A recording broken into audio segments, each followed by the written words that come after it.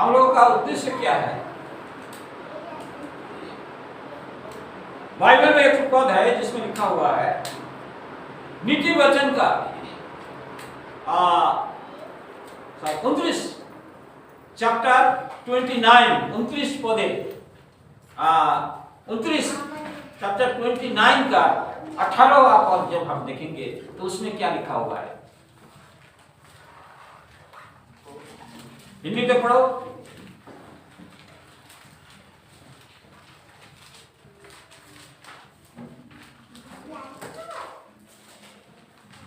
दर्शन बिना प्रजा उच्छृंखल।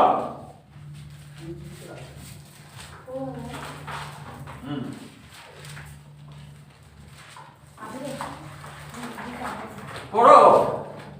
जहाँ दर्शन की बात नहीं होती वहाँ लोग निरंकुश हो जाते हैं। जहाँ दर्शन की बात नहीं होती वह लोग निरंकुश हो जाते हैं। और जो हमारा दर्शन होना चाहिए। हम जो काम कर रहे हैं, हमारा जो झुंड है, हम जो इकट्ठे हुए हैं, हमारा कोई दर्शन, कोई विजन होना चाहिए। विजन माने यह नहीं है कि हम रात में सोया है और हमने ख्वाब देख लिया है, विजन देख लिया, एक दर्शन देख लिया है। वो दर्शन की बात नहीं है, वो तो सपना दर्शन है। लेकिन हम जो काम कर रहे हैं, हमारा उद्देश्य क्या है। মেইন কথা হচ্ছে যে আমাদের টার্গেট কি।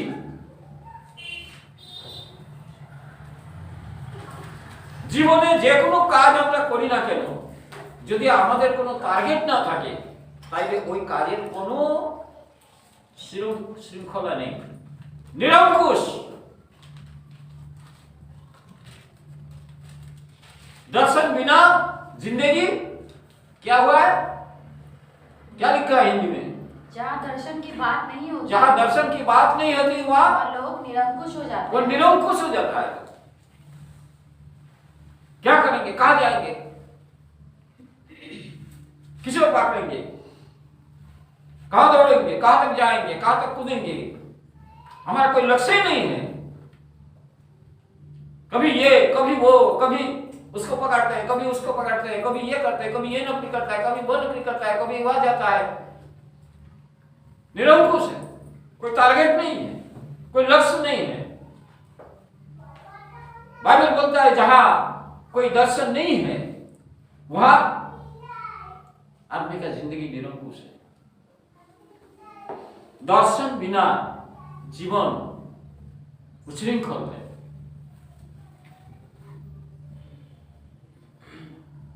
কারণ আমার জীবনে কোনো টার্গেট নেই, জীবনে কোনো কোনো टारगेट ही नहीं, कोई टारगेट है ही नहीं हमारा।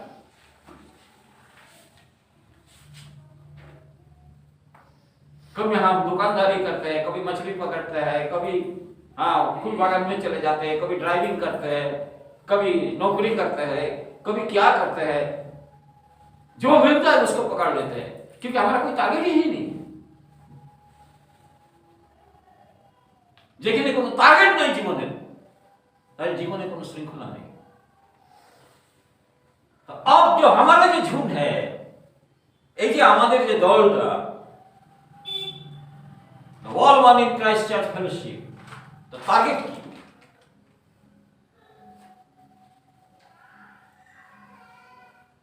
হ্যাঁ, কেউ বলতে পারে তার টার্গেট কি?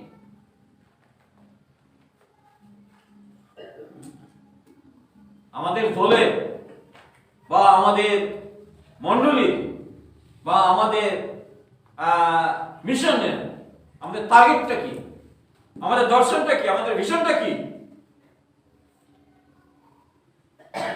কি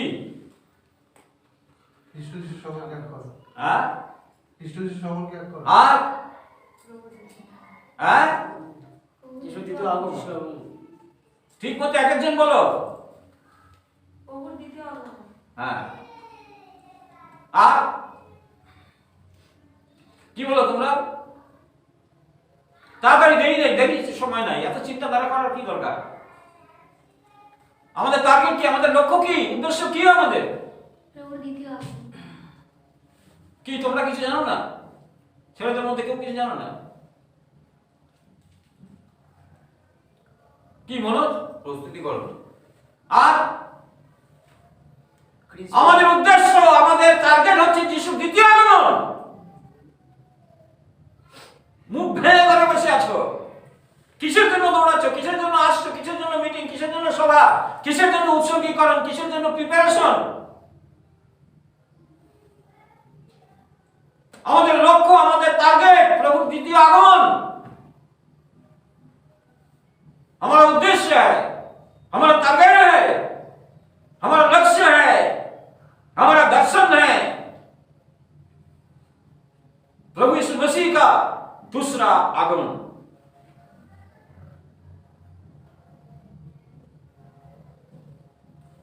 दूसरा आगमन तो होगा नहीं।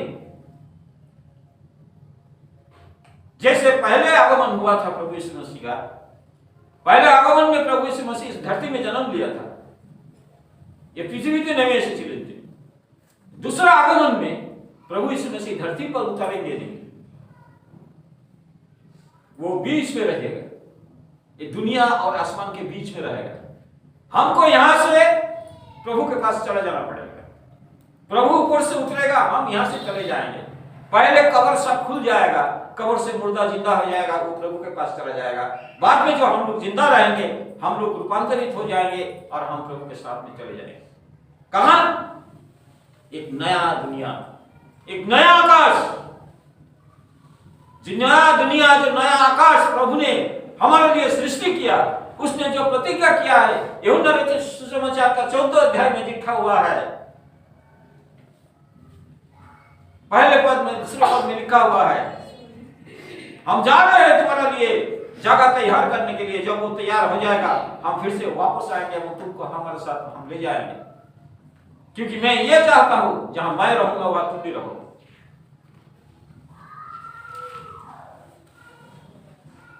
यह प्रतिज्ञा क्रिश्चियनिटी के लिए सबसे बड़ा विषय है, बड़ा चीज है, और हमारा लक्ष्य वही है।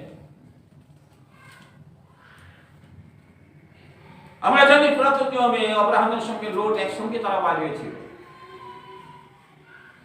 আব্রাহামকে ঈশ্বর আহ্বান করেছিলেন যে আব্রাহাম, তুমি তোমার জায়গা জমি ঘর বাড়ি জন্মস্থান তোমার আত্মীয় স্বজন প্রিয়জন সবকিছু ছেড়ে তুমি বেরিয়ে আসো, আমি তোমাকে এক মহাজাতির পিতা করব। তোমার বংশ আকাশের তারাগুনের মতো হবে। কেউ যদি সমুদ্রের বালি বলতে পারে, তার তোমার বংশ তত হবে। কিন্তু তার স্ত্রী বন্ধা, তার কোনো ছেলে মেয়ে नहीं, उसकी बीवी बाज थी, उसका कोई बाल बच्चा नहीं था। लेकिन परमेश्वर ने प्रतिज्ञा किया है कि तुम्हारा वंश इतना होगा आसमान की तारा जैसा, कोई गिन नहीं पाएगा। लेकिन है नहीं उसका घर में कोई बच्चा, उसका बीवी बाज है।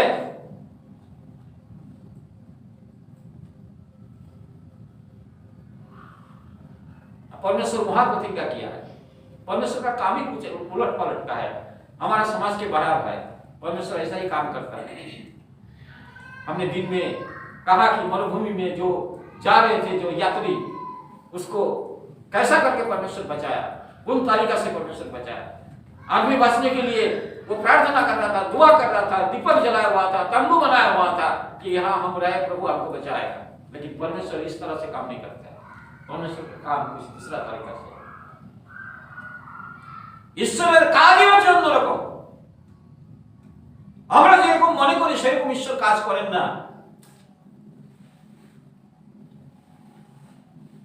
যারা আত্মার সঙ্গে, ঈশ্বরের আত্মার সঙ্গে, পবিত্র আত্মার সঙ্গে, ঈশ্বরের সঙ্গে তার যাদের সম্পর্ক আছে, তারাই বুঝতে পারবে যে ঈশ্বর কিভাবে তার কাজ করবেন আর কিভাবে তিনি করেন। আব্রাহামের সঙ্গে লোট বেরিয়ে আসছিল। लोटेर जीवने कोनो टारगेट छिलो ना। लोट के जीवन में कोई दर्शन नहीं था, कोई विजन नहीं था, इसलिए वो अब्राहम से अलग हो गया। लेकिन अब्राहम का जिंदगी में टारगेट था, दर्शन था, परमेश्वर ने उसको बोला कि तुम निकाल आओ, तुमको हम महान जाति का पिता बनाएंगे, तुम्हारा वंश ऐसा होगा, तुम आशीष का कारण होगा, जो तुमको आशीष देगा उसको भी आशीष मिलेगा, तुम महान पिता होगा। और वो बात को विश्वास करके वो अपना स्थान, अपना जन्मभूमि छोड़कर वो बाहर निकल आया, क्योंकि उसका टारगेट वही था, जो परमेश्वर ने जो बोला वो परमेश्वर पूरा करेगा। लेकिन कुछ दूर आते आते लोट वो टारगेट भूल गया। उसने अब्राहम को छोड़ के अपना संपत्ति को बढ़ाने के लिए अच्छा जमीन, अच्छा जगह, अच्छा संस्था उसने चुन लिया और वहां चला गया इब्राहिम को छोड़ के। तार जीवने कोई टारगेट छिलो ना, সে আলাদা হয়ে গেল। নহের জীবনে একটা টার্গেট ছিল। কি টার্গেট ছিল? যে ঈশ্বর পৃথিবী নষ্ট করবে, আমাকে জাহাজটা তৈরি করতে হবে। তার কমপ্লিট টার্গেট ছিল, তার ভিশন ছিল, একটা দর্শন ছিল। সেই কারণে লোকদের মধ্যে ঈশ্বর ধার্মিক, নোহ ধার্মিক ছিলেন।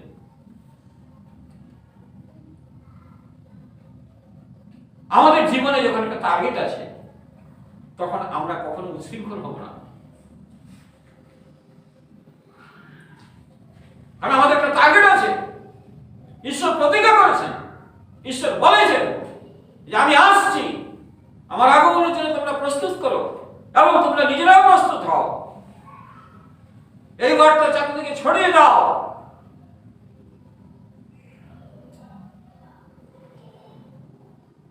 এখন যদি আমাদের বিশ্বাসী ভাই বোনদের মধ্যে তাদের জীবনে এই লক্ষ্য, এই টার্গেট যদি না থাকে, তাহলে তার জীবন হবে লোটের মতো। যতই সঞ্চয় করো না কেন, যতই আয়োজন করো না কেন, যতই ঘর বাড়ি বানাও না কেন, যতই বিয়ে শাদী করো না কেন, লাস্টে তোমার প্রাণ নিয়ে তোমাকে এখান থেকে পালাতে হবে। তাও তুমি রক্ষা পাবে কিনা তার কোনো টার্গেট নেই, তার কোনো ঠিক নেই।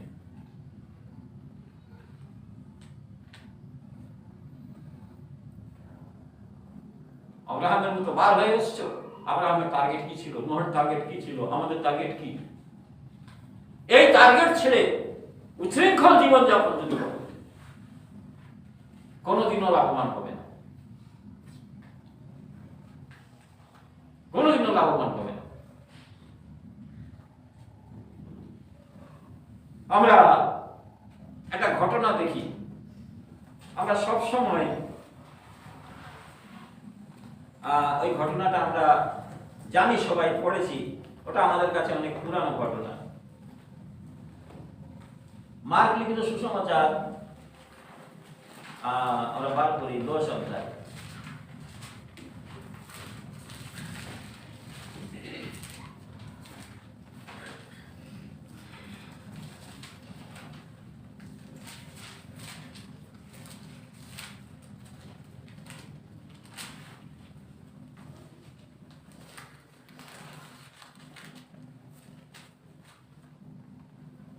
মার্ক লিখিত সুসমাচার 10 অধ্যায়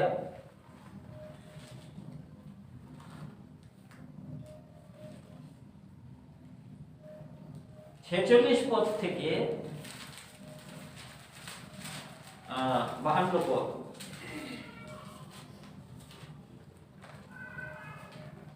পড়ো।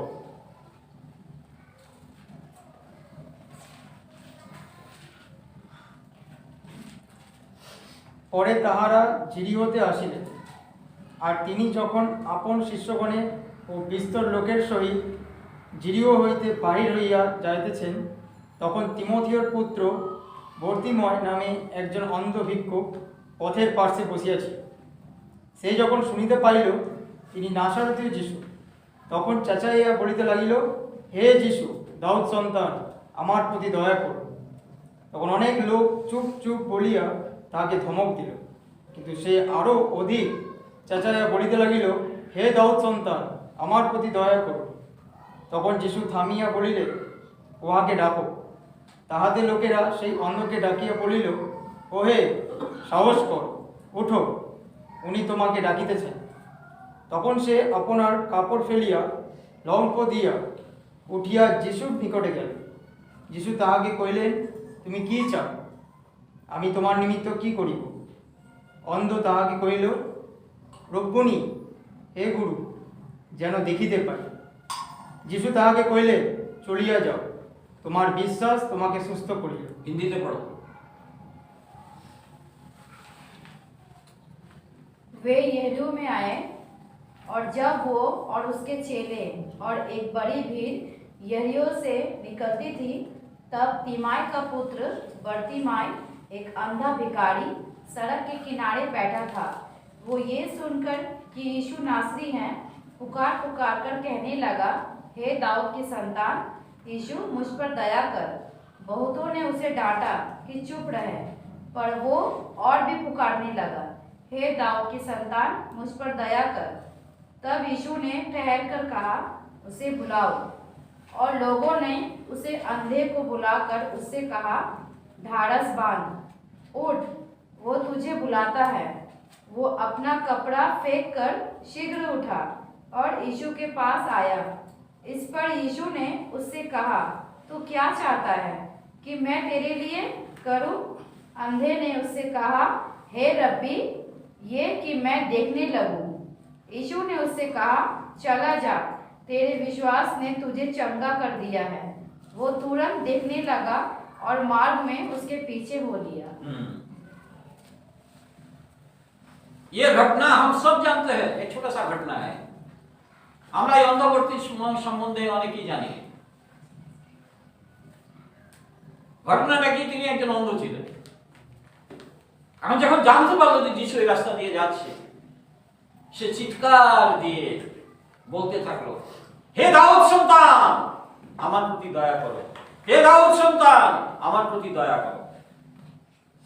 মধ্যে আছে তারা দুজন অন্ধ, মার্কে একজন অন্ধ, অন্ধবর্তীময়, লুকাও আর একজন অন্ধ সম্বন্ধে বলা হচ্ছে। অরিজিনাল একজনই অন্ধ, অন্ধবর্তীময়। কিন্তু এই ঘটনার মধ্যে অনেক শিক্ষা আছে।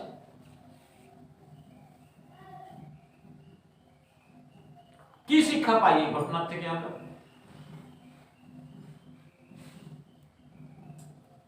কেউ সংক্ষেপে একটু বলতে পারবে আমরা এই ঘটনা থেকে কি শিক্ষাটা পাই?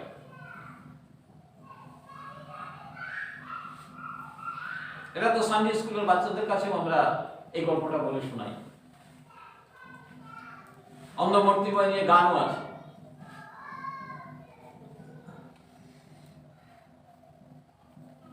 কেউ যদি বলে অন্ধমূর্তিময় জীবনের শিক্ষা থেকে আমাদের একটা শিক্ষা দিন, তাহলে তুমি কি বলবে?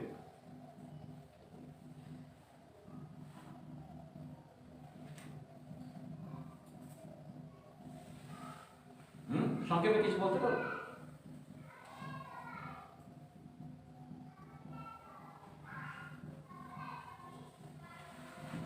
তোমরা তো মিটিং টিটিং নাও, কোনো বলো, এটা পাঠ করে কি শিক্ষা দিতে পারো, কি পাওয়া যায় এর মধ্যে? অনেক পুরানো ঘটনা, এটা অনেকেই জানি আমরা।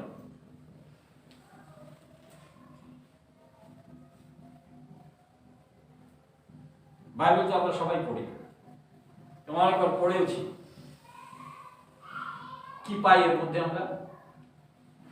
বাইবেলের এই অংশটা থেকে আমরা আমাদের জীবনের জন্য কি শিক্ষাটা পাই?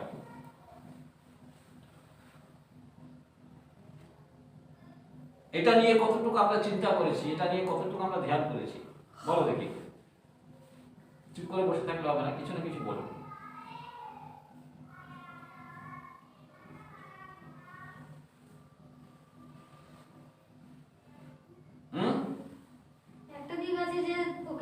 চুপ চুপ বলে ধমক দিচ্ছিল, যখন শুনেছে যে যিশু এই পথ দিয়ে হেঁটে যাচ্ছে, লোকে ওকে চুপ চুপ বলে ধমক দিয়েছিল, কিন্তু কারোর মানা শুনেনি। ওর যেটা লক্ষ্য ছিল তো সেটাই পূরণ করেছে। ঠিক আছে। আর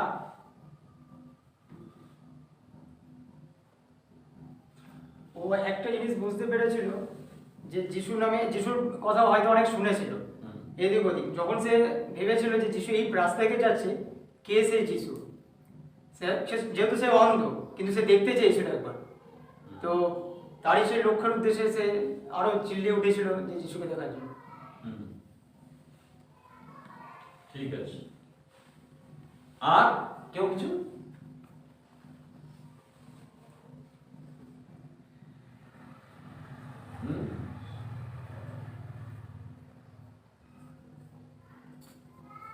সোমনাথ কি বলতে পারো? অপেক্ষা করতে হবে না, তাড়াতাড়ি। ভাই আমার যেটুকু মনে হচ্ছে যে এখানে যখন সেই অন্ধ সেখানে ছিল বসে এবং তখন যে শুনতে পেল যে নাসরত যিশু সেখানে আসছেন বা সেখান থেকে যাচ্ছেন, তার একটা বিশ্বাস ছিল যে যদি একবার ওনাকে বলতে পারি বা ওনার কথা যেহেতু আগে তো শুনেছি অনেকবার যে তিনি অদ্ভুত অদ্ভুত কাজ তিনি করে আসছেন, তো সেই বিশ্বাসে উনি হয়তো বলেছে যে যদি একবার যিশুকে বলতে পারি তাহলে হয়তো আমি সুস্থতা পেয়ে যাবো। তার বিশ্বাসটাই মানে সে এখানে দেখাতে চেয়েছিল। বাইবেলে কি এটা লেখা আছে যে সে জানতে পেরেছিল যে যিশু এখান দিয়ে যাচ্ছেন?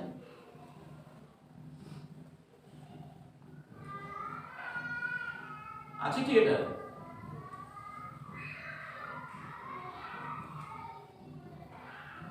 যিশু যে এখান দিয়ে যাচ্ছেন এটা জানতে পেরেছিল যক্ষয় নাটা।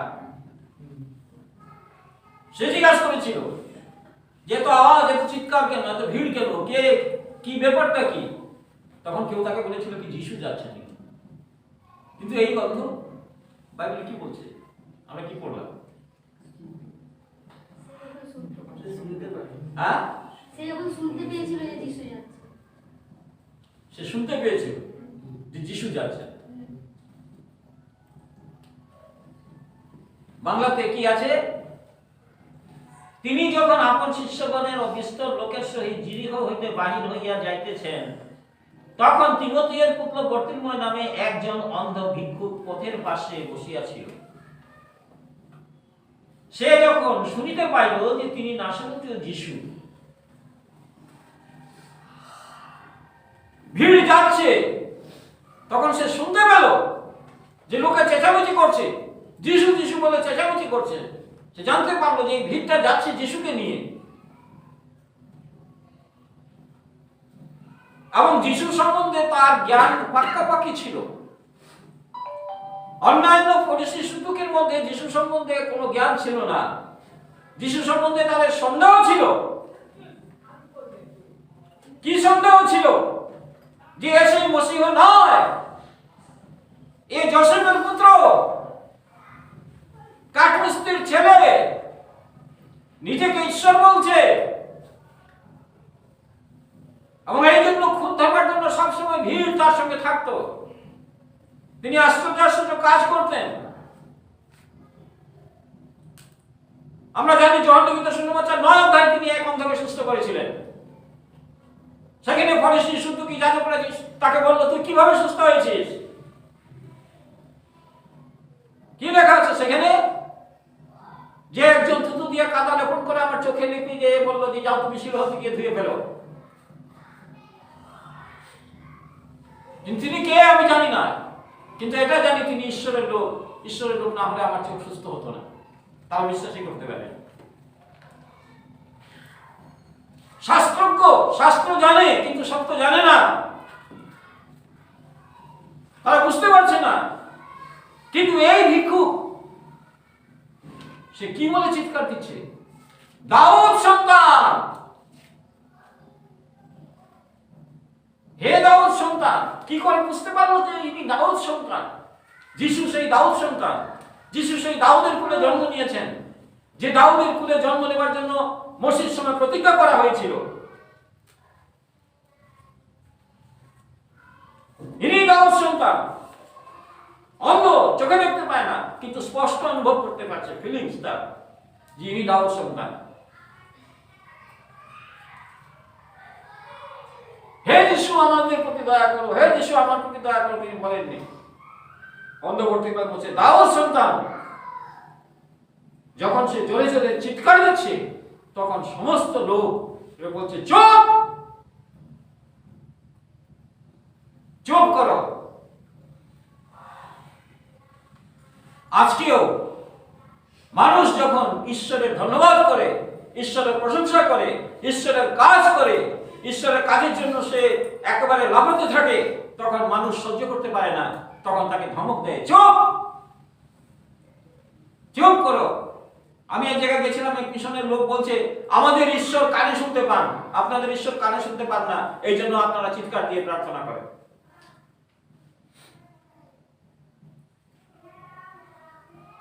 যিশু যখন জগতে ছিলেন, তার পাম সানডের দিন, যখন সবাই ধন্যবাদ হোসান্না করে যিশু ধন্যবাদ প্রশংসা করছিল এবং কাপড় সব খেজুর পাতা সব বিছিয়ে দিচ্ছিল, তখন ফরিসি সদ্দুকী যাজক মহাযাজকরা বলছিল, চুপ করতে বলো ওদেরকে, কেন তারা চিৎকার দিচ্ছে? যিশু কি বলেছিলেন? যে এরা যদি চুপ করে তবে পাথর সব চেঁচিয়ে উঠবে।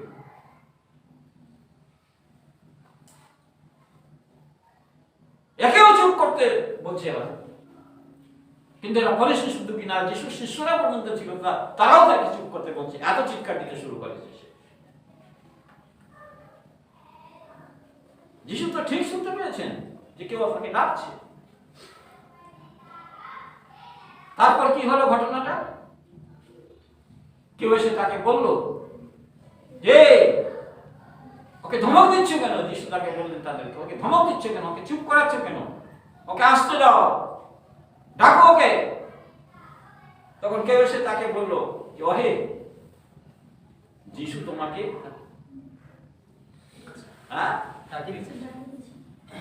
যিশু তোমাকে ডাকতেছে। তখন সে কি করলো?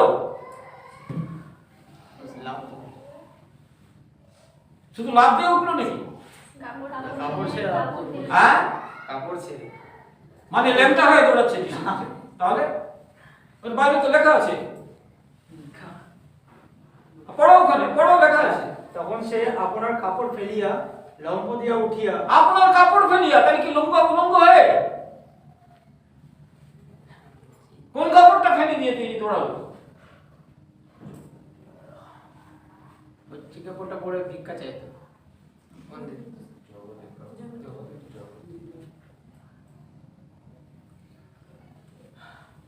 একটা নিয়ম ছিল রোম সম্রাটের সময়, যে দেশে যত ভিখারি আছে তাদেরকে ভিক্ষা করার জন্য সম্রাট থেকে, রোমের কোর্ট থেকে তাদেরকে একটা কাপড় দেওয়া হতো। আর ওই কাপড়টা ছিল ভিখারিদের লাইসেন্স প্রাপ্ত কাপড়। যারা ওই কাপড়টা বিছিয়ে ভিক্ষা করবে তারাই মাত্র ভিক্ষা করতে পারবে, যাদের কাছে ওই সরকারি কাপড় নাই তারা ভিক্ষা করতে পারবে না। কারণ আমরা জানি যে, আমরাও দেখেছি অনেক সময় বড় বড় রেল স্টেশনের প্ল্যাটফর্মে দেখেছি যে কুলিরা বহন করে সমস্ত বোঝা যাত্রীদের, তাদের একটা লাইসেন্স থাকে, লাল ড্রেস থাকে তাদের। কারো যদি কোনো জিনিস হারিয়ে যায় তাহলে ওই ড্রেস পরা, তার লাইসেন্স নম্বর কত ওটা জানলে তাকে ধরা যাবে সে কোথায় গেছে, মাল নিয়ে কোথায় গেছে। লাইসেন্স প্রাপ্ত কুলি, তাদের একটা ড্রেস, একটা কাপড় দেওয়া হয় সরকার থেকে। তেমনি রোমের মধ্যে এই ভিখারিদের জন্য এরকম একটা কাপড় দেওয়া হয়, লাইসেন্স প্রাপ্ত কাপড়।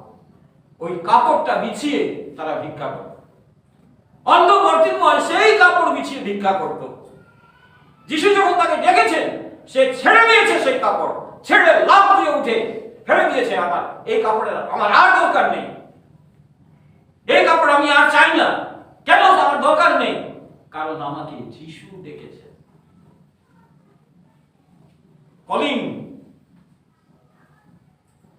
আহ্বান,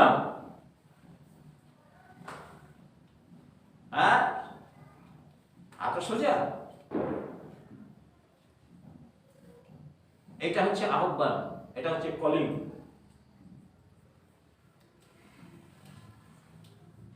কারণ সে দাউদ সন্তান কে জানে, দাউদ সন্তানকে কাছে সে আসতে চাচ্ছে, কলিং নেই, চেঁচাচ্ছে, প্রভু আমার চোখ খুলে দাও, প্রভু আমাকে ডাকো, প্রভু আমাকে বলো এই যে আমি এখানে আছি, আমি কি করব, আমি অন্ধ, আমি কিছু বুঝতে পারছি না, আমি কিছু দেখতে পাচ্ছি না। হে দাউদ সন্তান, দয়া করো, দয়া করো। এই দয়া তো সারা জীবন করে আসছে জগতের লোক। আমার এখন লাইসেন্সের দরকার নেই, যিশু ডেকেছেন, আমি ছেড়ে দেবো সব লাইসেন্স, ফেলে দাও। আমার রোম সম্রাটের লাইসেন্স দরকার নেই, সরকারি চাকরির দরকার নেই, কোনো কিছুর দরকার নেই। যিশু ডেকেছেন আমাকে। ডেকেছেন কি যিশু?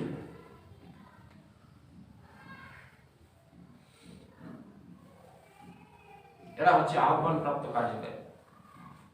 সে যিশুর পেছনে পেছনে গেল সুস্থ হয়ে, ঘরে যায়নি, বলেনি আমার মাকে দেখতে যাব আগে, আমার বাবাকে আগে দেখতে যাব না, আমি যা দেখতে পেয়েছি সেটাই আমার টার্গেট। আমার মা, আমার বাবা, তারা আমাকে জন্ম দিয়েছে, কিন্তু তারা আমাকে দিতে পারেনি যে জিনিস, সেই জিনিস দিয়েছেন আমার যিশু আমাকে।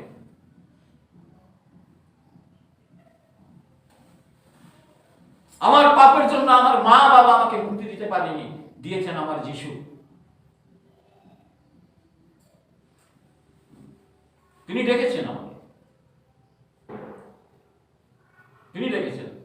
এই জন্য সব ফেলে দিয়ে আমার আর ভিক্ষা করতে হবে না, আমার আর ওই লাইসেন্সের দরকার নেই, আমার ওই আর ব্যাপটিজমের, আমার আর ওই সার্টিফিকেটের দরকার নেই, আমার পাস্টার সার্টিফিকেটের দরকার নেই, আমার বাইবেল কলেজের দরকার নেই, আমার মোটর গাড়ি 4 চাকার দরকার নেই, আমার কোনো পজিশনের দরকার নেই। কেন? যিশু ডেকেছেন। সব ফেলে দাও। এগুলো জগতে বেঁচে থাকার জন্য ভিক্ষার কাপড় বিছিয়ে আমরা ভিক্ষা করছি।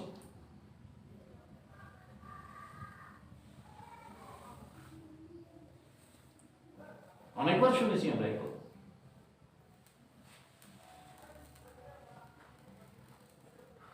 যিশু ডেকেছেন। আরেকটা অন্ধ, যেটা জনম লিখিত সুসমাচার 9 অধ্যায় অন্ধ, সে কিন্তু যিশুর পশ্চাৎ পশ্চাৎ যায়নি। ওটা লাস্টে যদি আমরা পড়ে দেখি 9 অধ্যায় লাস্টে লেখা আছে, যখন সে জানতে পারলো যে যিশুই তার চোখ ভালো করে দিয়েছেন, তখন লেখা আছে যে সেখানে যিশুকে সে প্রণাম করলো, কিন্তু তার পশ্চাৎ অনুসরণ করে। কিন্তু এ যিশুর পিছনে পিছনে গেল। সেইটা একটা কার্যকারী, আর এইটা একটা কার্যকারী। এই দুই রকম কার্যকারী জগতে লেখা।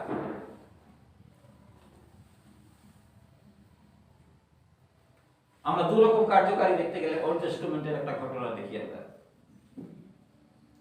একজন হচ্ছে আহ্বানকারী কার্যকারী, যাকে যিশু ডেকেছেন।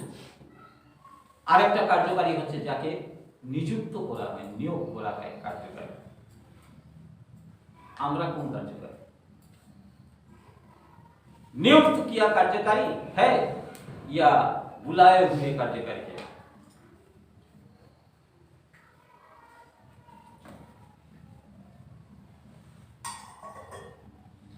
बुलाए हुए कार्यकारी जो होता है उसका कॉलिंग होता है, और नियुक्त किया कार्यकारी उसका कॉलिंग नहीं है। उसको कुछ लोगों ने मिलके उसको नियुक्त किया है कि तुम मंडली को देखना, तुम मंडली को चलाना, तुम मंडली का सेवा करना। ये नियुक्त किया कार्यकारी प्रभु के क्षेत्र में काम करता है। और जो बुलाए हुए कार्यकारी है उसका स्टैंडर्ड बहुत ऊंचा है, क्योंकि वो नियुक्त नहीं किया गया है, उसको बुलाया गया है काम के लिए। আমরা যদি প্রথম রাজাবলী 19 অধ্যায় দেখি, 19 পদে আমরা ওখানে দেখতে পাবো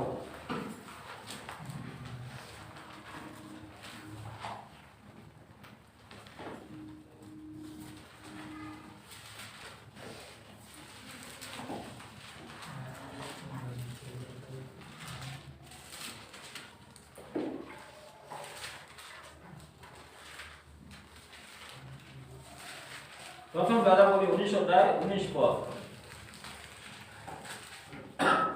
পরে তিনি তথা হইতে গিয়া শাফটের পুত্র ইলিশায়ের দেখা পাইলেন।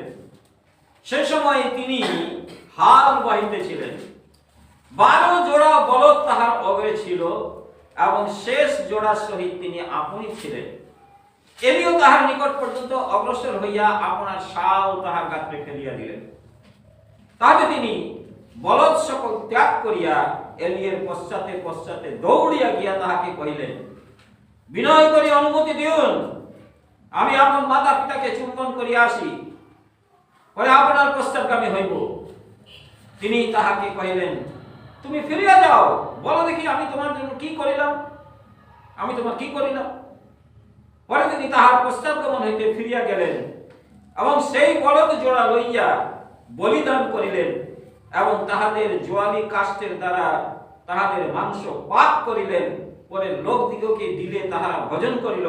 তখন তিনি উঠিয়া এলিয়র পশ্চাৎগামী হইলেন ও তাহার পরিচর্যা করিতে লাগিলেন। हिंदी में पढ़ो।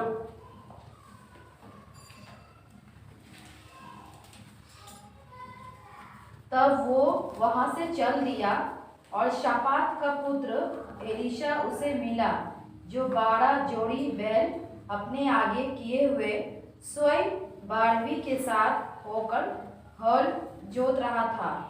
उसके पास जाकर एलिया ने अपनी चद्दर उस पर डाल दी। तब वो बैलों को छोड़कर एलिया के पीछे दौड़ा और कहने लगा, मुझे अपने माता पिता को चूमने दे, तब मैं तेरे पीछे चलूंगा। उसने कहा, लौट जा, मैंने तुझसे क्या किया है।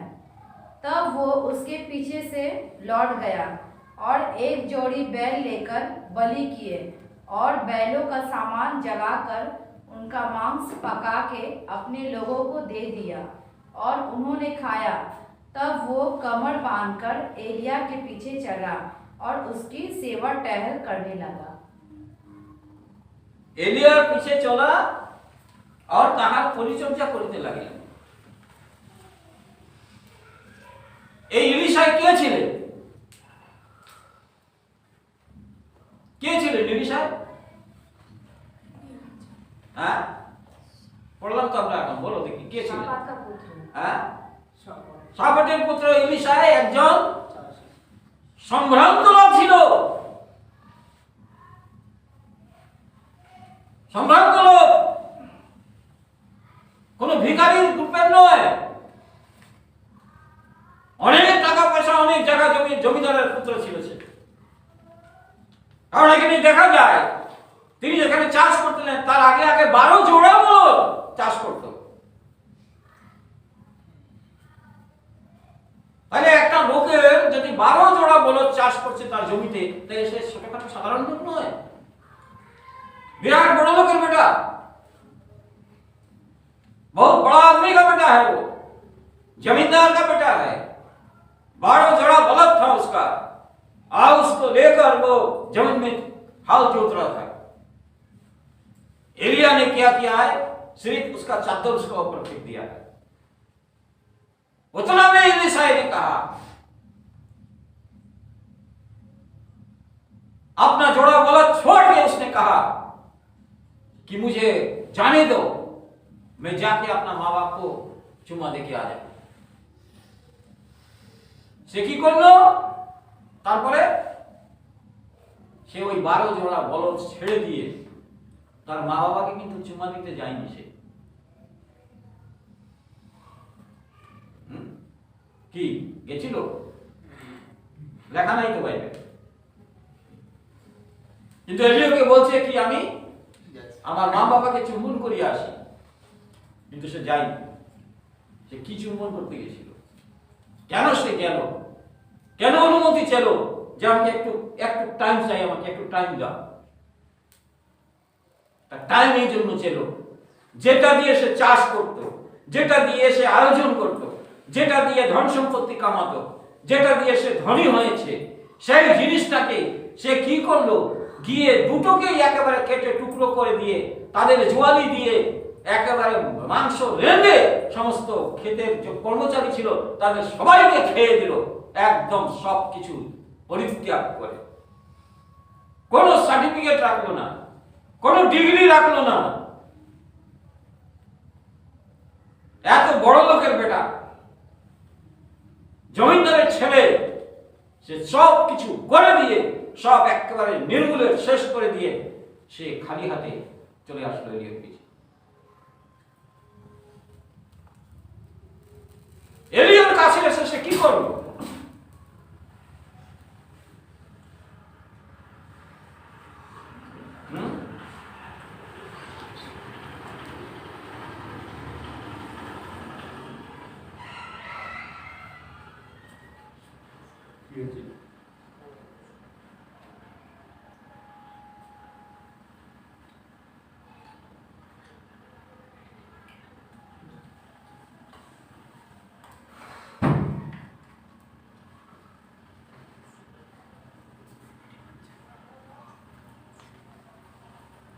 সে চলে আসলো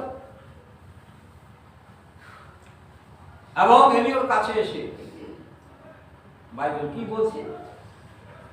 তাহারা পরিচর্যা করিতে লাগলো। কি করতে লাগলো? পরিচর্যা মানে সেবা করতে লাগছে। কার? তার চাকর হলো সে। বাইবেলে এলিশার সম্বন্ধে লেখা আছে, এলিয়া যখন খাওয়া দাওয়া করে উঠতেন তখন তার হাতে জল ঢালতো সে। তার পরিচালক ছিল। কি ব্যাপার! ঈশ্বর ডেকেছেন আমি বাবুর মতো টাইকট স্যুট পেরে চেয়ারে বসে প্রচার করব, কিন্তু এখানে এসে তো আমার হাতে জল ঢালতে হচ্ছে।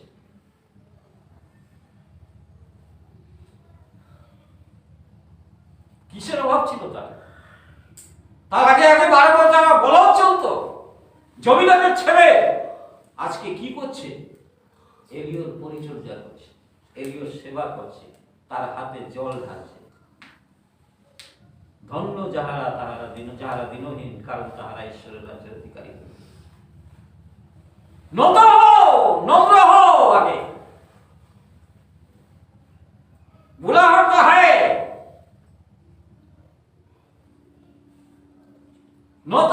নম্র নেই, অহংকার। একটু পান থেকে চুন খসলেই একেবারে আগুনের মতো জ্বলে ওঠা। ঈশ্বরের কাজ করা যাবে না, হয় না সেটা। এলিশা একজন জমিদারের ছেলে, 12 জনা বলদ তার পিছে পিছে সঙ্গে সঙ্গে চলতো। কিন্তু সেই 12 জনা বলদ তার ডিগ্রি, তার সার্টিফিকেট, তার কোয়ালিফিকেশন, তার সমস্ত কিছু জ্বালিয়ে দিয়ে মানুষকে বেঁধে দিল, নাও খাও তোমরা, এটা খেয়ে তোমরা পড়ে থাকো, আমার এটা দরকার নেই, কারণ ঈশ্বর আমাকে ডেকেছে। এলিয়র চাদর আমাকে স্পর্শ করেছে।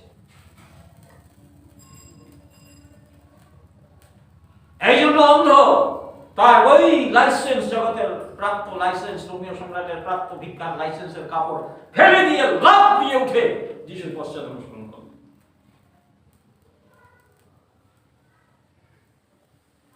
একে বলে कार्यकाल।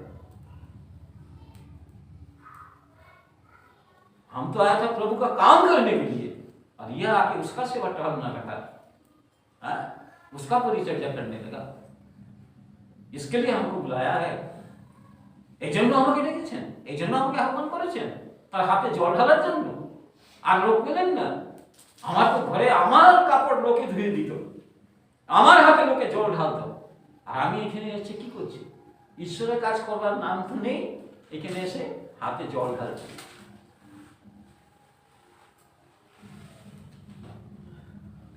আমার যখন আহ্বান পাই প্রভু, যখন কলিং পাই, যখন আমি দেবগ্রামে চলে যাই, তখন সেখানে গিয়ে প্রভুর কাজ তো দূরের কথা,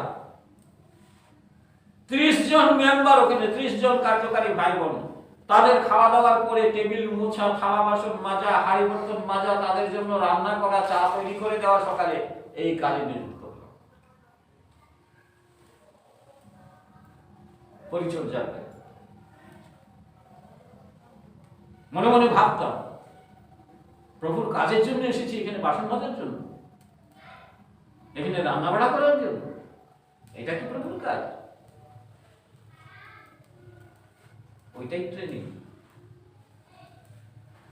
ওইটাই ট্রেনিং, ওটাই কাজ।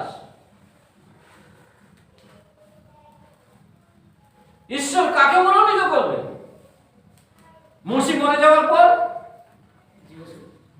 জিওসু কে ছিলেন? হ্যাঁ, জিওসু 1 অধ্যায় পড়ে দেখো 1 পদে কি লেখা আছে।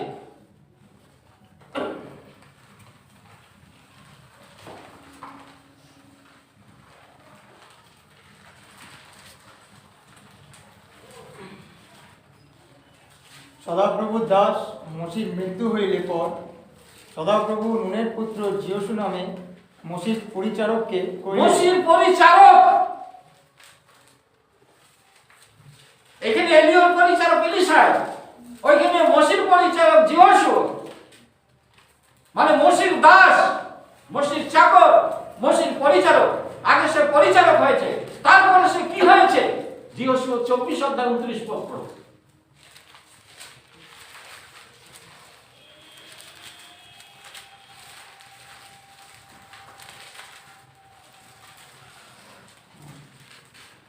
এই সকল ঘটনার পরে নুনের পুত্র সদাপ্রভু দাস জিয়সু, এখানে কি বলছে? সদাপ্রভু দাস কোথায় ছিল সে? মোশির দাস। এখন সে হয়েছে কার দাস? সদাপ্রভু সদাপ্রভু দাস। এখন পরিচারক নয়, আগে পরিচারক হতে হবে, আগে পরিচারক হতে হবে। বসো। আগে পরিচারক, মোশির পরিচারক, লাস্টে গিয়ে হলো সদাপ্রভু দাস। এলির পরিচারক, লাস্টে গিয়ে হলো এলির দুগুণ আত্মার শক্তি প্রাপ্ত লোক। ঈশ্বর তার কাছে কোনো কিছু গোপন রাখতেন না। সে মরে গেলে যেখানে তাকে ফেলে দেওয়া হয়েছে, সে মৃত হাড্ডির মধ্যে কারো স্পর্শ হলে সে জীবিত হয়ে যেত। কিন্তু সে কে ছিল? এলিশা একজন পরিচারক ছিল এলিয়ের।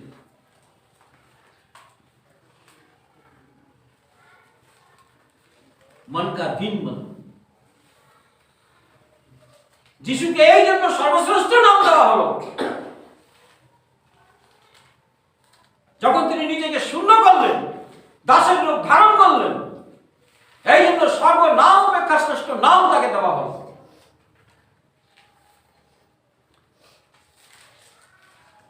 আগে তিনি সেবা করেছেন। যিশু নিজে বলেছেন, আমি পরিচর্যা পাইতে নয়, পরিচর্যা করিতে আসিয়াছি। এখনকার যুগে ঈশ্বরের কাজ করে যারা, একটা ঈশ্বরের মনোনীত নয়, সমস্ত হচ্ছে নিযুক্তকারী। লোকে মিলে তাকে নিযুক্ত করেছে, তাকে সার্টিফিকেট দিয়ে এক একজনকে পাস্টার করেছে, পাদ্রী করেছে। তাদের 4 চাক্কা চাই, তাদের বসার চেয়ার ভালো চাই, তাদের অফিস চাই, তাদের ভালো খাওয়া দাওয়া চাই। তারা ঈশ্বরের সেবক। যাদেরকে ঈশ্বর আহ্বান করেন তাদেরকে আমরা দেখি আগে সে পরিচালক হয়েছে। মোশি নিজে একজন পরিচারক ছিলেন। রাজার বেটা যতদিন ছিলেন তখন ঈশ্বর আহ্বান করলেও তাকে তার কাজের জন্য নিযুক্ত করেন নাই, কিন্তু যখন তিনি মেষ চালাচ্ছিলেন তখন তাকে আহ্বান করেছেন ঈশ্বর। কার মেষ চালাতেন? তার শ্বশুরের।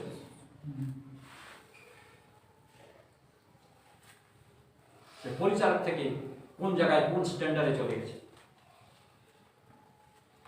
এখানে আবার বলতে গেলে অনেক সময় লাগবে, কিছু ঘটনা আছে।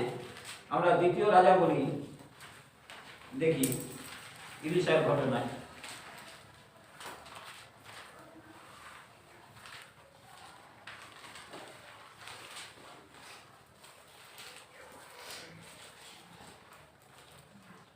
पांच अध्याय ना 4 अध्याय।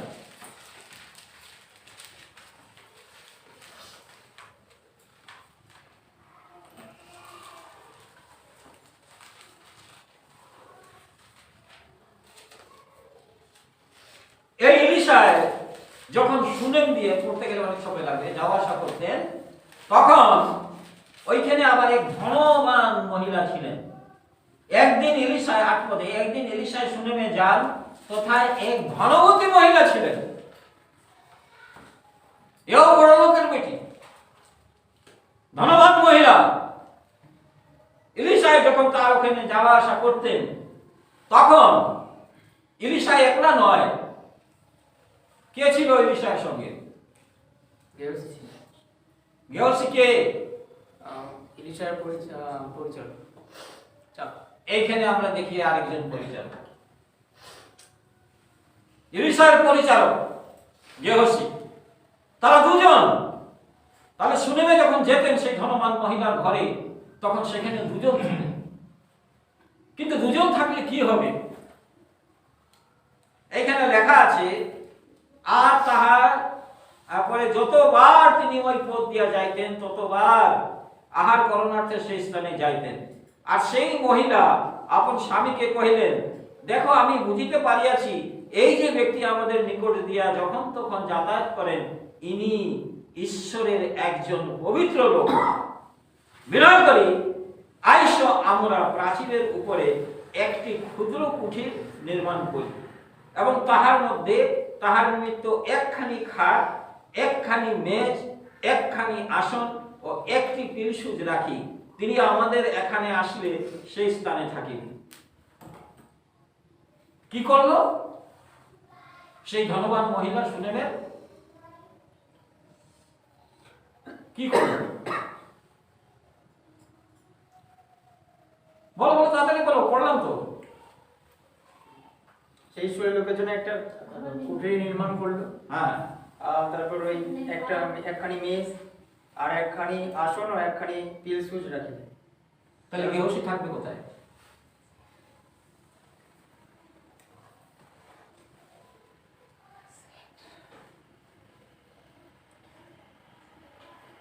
ইলিশা তো একা নয়, কিন্তু গেহসির জন্য কিছু করেনি। ইলিশার জন্য একখানি আসন, একখানি চেয়ার, একখানি পেরিসুজ এবং একটি কুঠি গেহসিকে পাত্তাই দিচ্ছে না। কেন? গেহসিকে ঈশ্বরের পবিত্র লোক বলেনি, ইলিশাকে বলেছে ইনি ঈশ্বরের একজন পবিত্র লোক। কারণ গেহসি আচরণ, গেহসির চালচলন, গেহসির কথাবার্তা, গেহসির উঠা বসা ঈশ্বরের লোকের মতো ছিল না। যদিও বা বাইবেলে নেই, আমরা সেটাই বুঝতে পারি। নাহলে তারা দুখানি খাট, দুখানি পিলসুজ, দুখানি বাতি তারা তাদের দুজনের থাকার জন্য করে দিত। কিন্তু কে গেহসিকে পাত্তা দেবে?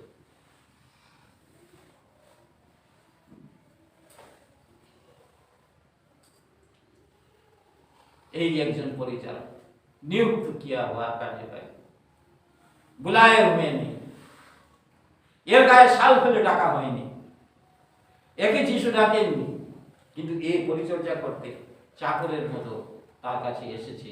কিন্তু তার জীবন ইলিশার মতো নয়। ইলিশায় তো একজন পরিচারক ছিলেন, ইলিশার একজন পরিচারক ছিলেন, কিন্তু তার জীবন, তার আচরণ, তার কথাবার্তা, তার উঠা বসা, তার সমস্ত কিছু একদম ভিন্ন প্রকার ছিল।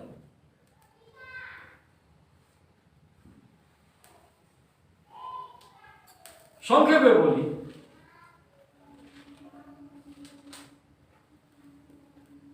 এখন যেখানে যে শুনেবেন যে ঘরে তারা থাকতো, পড়তে গেলে অনেক সময় লাগবে। এইখানে এলিশায় একদিন গেহসিকে ডেকে বললেন যে, গেহসি, এই ভদ্র মহিলা তো আমাদের জন্য অনেক কিছু করেছে, একটা ঘর নির্মাণ করে দিয়েছে, একটা থাকার ব্যবস্থা করে দিয়েছে, খাওয়া দাওয়ার ব্যবস্থা, আমরা যখনই আসি তাদের এখানে আমরা যাই। কাজে আমার জন্য যখন তারা এত চিন্তা করেছে, আমারও তার জন্য কিছু চিন্তা করার দরকার। কি করা যায় তার জন্য?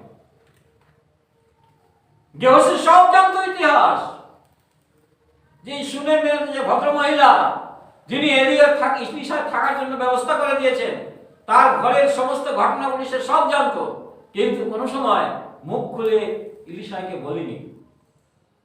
যখন ইলিশায় জিজ্ঞাসা করছে, তখন ইলিশাকে বলছে যে তার কোনো সন্তান নেই।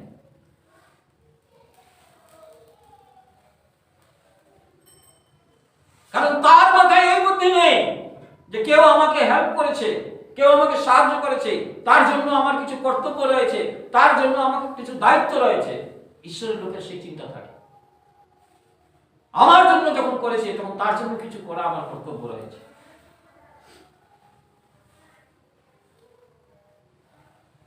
এবং তিনি তখন শুনে মিয়া স্ত্রীলোককে ডাকতে বললেন যে তাও তাকে ডেকে নিয়ে আসো। তারপরে তাকে বললেন যে এই ঋতুতে যখন আমি আসবো তোমার কোলে একটা সন্তান হবে। বলে আমাকে ধোকা দেবেন না, হিন্দিতে লেখা আছে ধোকা মারতে না আনবো। কেন? তার স্বামী বৃদ্ধ ছিল, তো স্বামী মারা যাবে, এরকম অবস্থায় সন্তান হওয়া মুশকিল। কিন্তু তার সন্তান হলো। আমি সংক্ষেপে বলছি, সেই সন্তান হয়ে সেই সন্তান মারা গেল।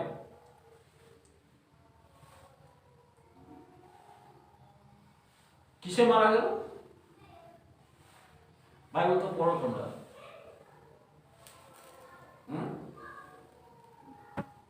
হঠাৎ মারা গেল নাকি?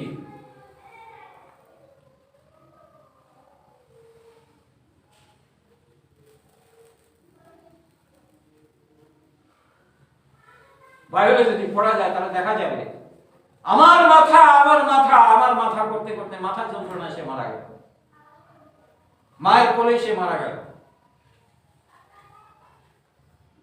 কারণ এতে বোঝা যায় তার মাথায় যন্ত্রণা হতো কেন?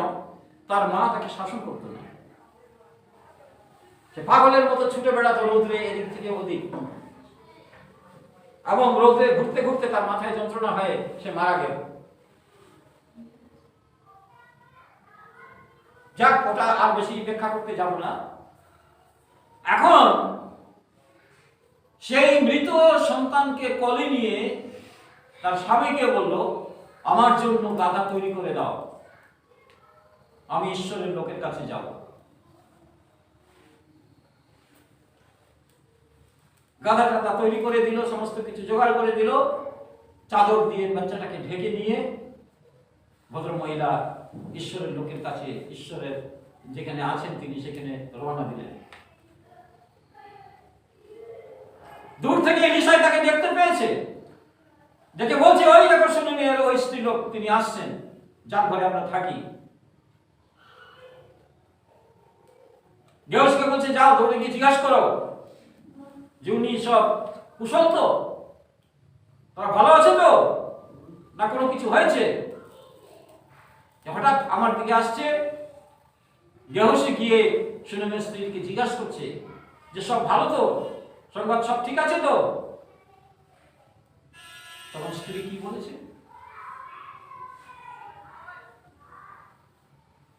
তোমরা গল্পটা জানোই না। বাইবেল পড়ো আর সব খেয়ে ফেলো তাদের সঙ্গে সঙ্গে সঙ্গে।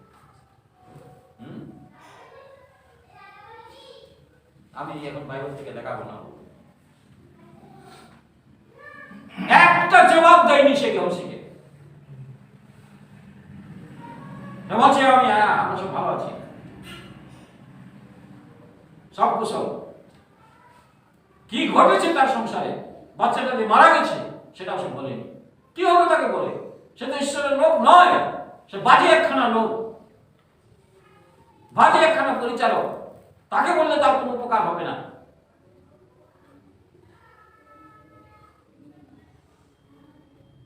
সে এলিশার কাছে ছুটে চলে গেল এবং কাঁদতে কাঁদতে এলিশার পা জড়িয়ে ধরল।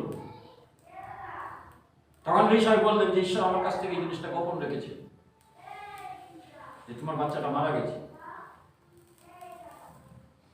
এবং স্ত্রীলোক সেখান থেকে গিয়ে এলিশাই যে খাটে শুতেন সেই খাটে সেই বাচ্চাটাকে শুয়ে দিয়েছে।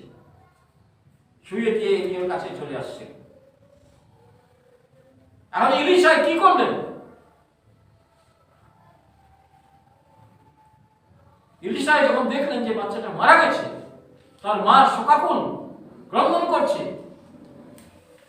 তার মা বলছে, আগেই বলেছিলাম যে আমাকে ধোকা দেবেন না,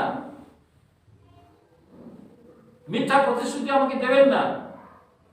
যাও দিলেন একটা সন্তান, সে তো মারা গেল। কেন এই যাতনা, কেন এই কষ্ট? তখন এলিশা কি করলেন?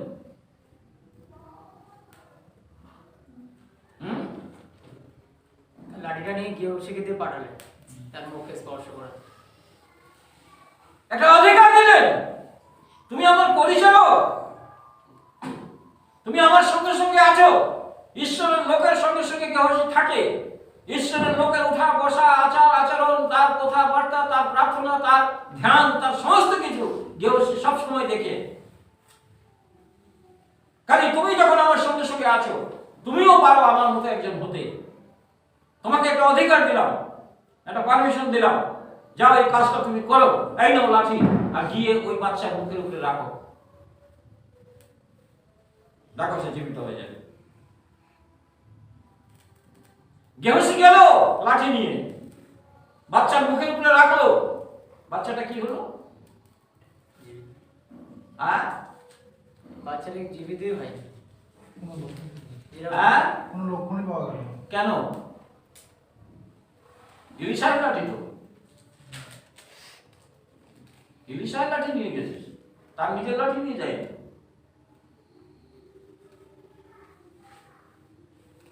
কেন হলো না তাকে? গেহসী কেন পারলো না? ইলিশাকে পারমিশন দিচ্ছে, যাও এই কাজটা করো, ওখানে যাও। আমরা কার্যকারী হয়েছি। আমি যদি বলি যাও ওই জায়গাতে গিয়ে প্রভুর বাক্য বলে আসো, ওই গেহসী নির্দেশ বলবে না, ওখানে কিছুই হবে না। প্রচার করে তো আসলাম, ও এরকম বলছে, এরকম বলছে, সব মরা। আরে যেটা মরা আছে ওটাকে তো তোমাকে জ্যান্ত করার জন্য পাঠানো হয়েছে। তোমাকে কেন করতে পারছো না? এই জন্য তুমি ইলিশায় নয়, তুমি একজন গেহসী।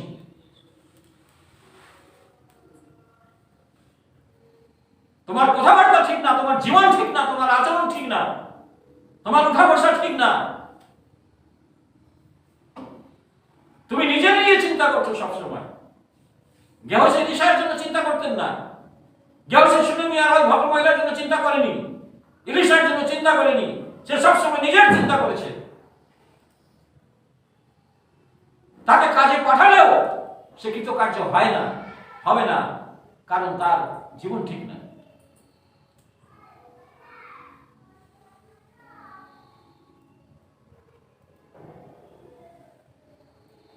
এটা প্রমাণ কোথায়? প্রমাণ যদি আমরা দেখি, সে 2 রাজাবলী 5 অধ্যায় যদি দেখি আমরা, নামানের সুস্থের বেলায় আপনার ঈশ্বর সদাপ্রভুর দিব্য, আমার গুরুদেব ইলিশায়, তার দরকার নেই সোনা চাঁদি টাকা পয়সা, কিন্তু আমার দরকার আছে। আমার ঈশ্বর সদাপ্রভুর দিব্য, আমি যাবো তার কাছ থেকে গিয়ে এগুলো নিয়ে আসবো। নাম ঈশ্বরের, কাজ নিজের। ঈশ্বরের দিব্য আমার প্রয়োজন। এই ঈশ্বরের নাম নিয়ে মানুষ কাজ করছে, তার নিজের স্বার্থ পূরণ করছে।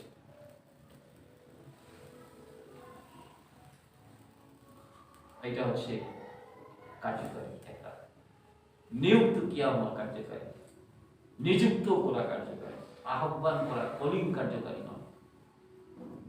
যদি কলিং করা কার্যকারী হতো, তাহলে সে ওই ছেলেটাকে জীবিত করে দিতে পারত।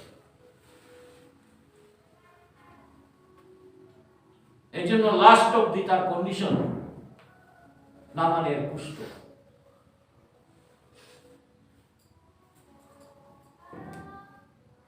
কাজে আজকে আমাদের জীবন উৎসর্গের দিন, আমরা কোন কোয়ালিটির কার্যকারী?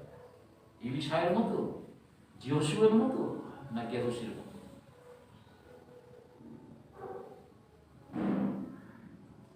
আমরা কিরকম নিজেকে উৎসর্গ করি? ঈশ্বরের কাজ কি করে হবে?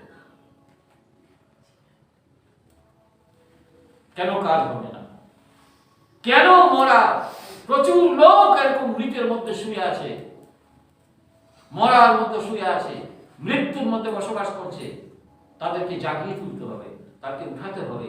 প্রভুর আগমন সন্নিকট আমরা বলছি, তাহলে কোথায় কোথায় আমরা তাদেরকে জীবিত করতে পারছি?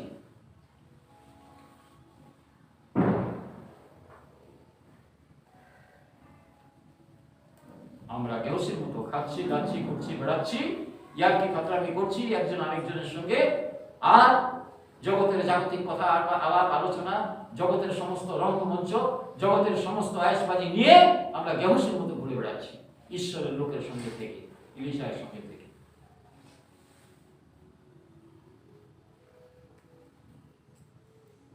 কিন্তু আমরা যদি মসজিদ শুনলে ঈশ্বরের দাসের পরিচালক হয়ে যদি আমরা থাকি জিহোশুয়ের মতো, লাস্টে আমাদেরকে বলা যাবে যে আমরা ঈশ্বরের দাস। এই জন্য বলছিলাম দিনে যে আমরা বিশ্বাসী না আমরা শিষ্য।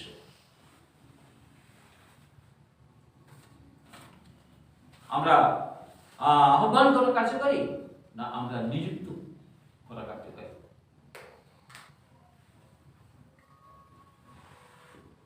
22,000 দরকার নেই, মাত্র 300 হলেই কাজ দেবে, মাত্র 300। কিন্তু আহ্বানকারী কার্যকারী দরকার। নিযুক্ত করা কার্যকারী দিয়ে কোনো কাজ, কোনো কিছু হবে না। সে টাকা পয়সা, ধন দৌলত, জগৎ এই সমস্ত নিয়ে সে মত্ত থাকবে, সে ওই দিকেই দৌড়াবে, ওটাই খুঁজবে, ওটারই অন্বেষণ করবে, কোথায় সুযোগ পাবে সেটা দেখবে। সে হবে একজন গেহসী, এলিশায় না।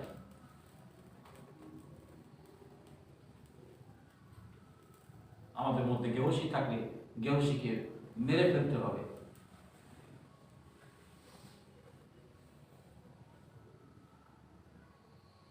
আমরা আর বেশি যাব না। আমরা প্রভু ধন্যবাদ করি যে আমরা প্রভুর উৎসর্গীকরণের দিকে আমরা অগ্রসর হব। উৎসর্গীকরণের পর আমরা প্রভুর পবিত্র মেজের সামনে যাব এবং নিজে দিয়েকে আমরা সেইভাবে উৎসর্গ করে, সেইভাবে সমর্পণ করে